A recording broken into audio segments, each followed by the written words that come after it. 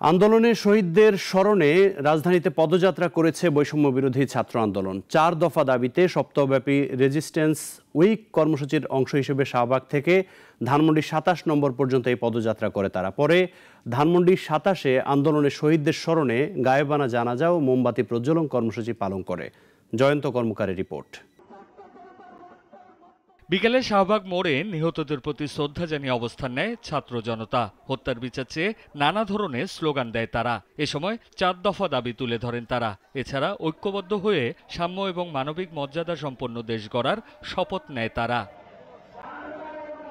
শাহবাগে অবস্থান কর্মসূচির শেষে পদযাত্রা শুরু করে বৈষম্য বিরোধী ছাত্র আন্দোলন। পদযাত্রাটি ধানমন্ডি ২৭-এ রাপা প্লাজার সামনে এসে শেষ হয়।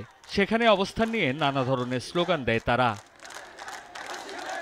এ সময় রেজিস্ট্যান্স উইক কর্মসূচির অংশ হিসেবে ১৫ আগস্ট ঘিরে প্রতিবিপ্লব যাতে সংঘটিত না হয় এজন্য রাজপথে থাকার কথা জানায় তারা। শক্তিকে আমরা বিতাড়িত করার পরেও তারা বিভিন্ন জায়গায় তৎপর আছে, তারা বিভিন্ন ধরনের সন্ত্রাসী কর্মকাণ্ড করছে। আমাদের উপরে হামলা করার কোনো স্কোপ তৈরি করে তাদের, তখন আমরা তাদের দমায় দিব। তারা আবার প্রতিবিপ্লবের চেষ্টা করছে। আমরা সেই প্রতিবিপ্লব রুখে দিতে আমরা ছাত্র সমাজ আবার এক হয়েছি। একই সাথে ছাত্র আন্দোলনে নিহতের ঘটনায় সাবেক প্রধানমন্ত্রী শেখ হাসিনাকে দ্রুত বিচারের আওতায় আনারও দাবি জানায় তারা।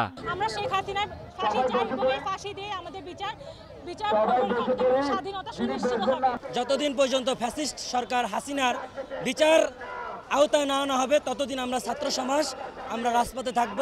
এ সময় শহীদদের স্মরণে গায়েবানা জানাজা ও মোমবাতি প্রজ্বলনও করা হয়। জয়ন্ত কর্মকার, নাগরিক, ঢাকা।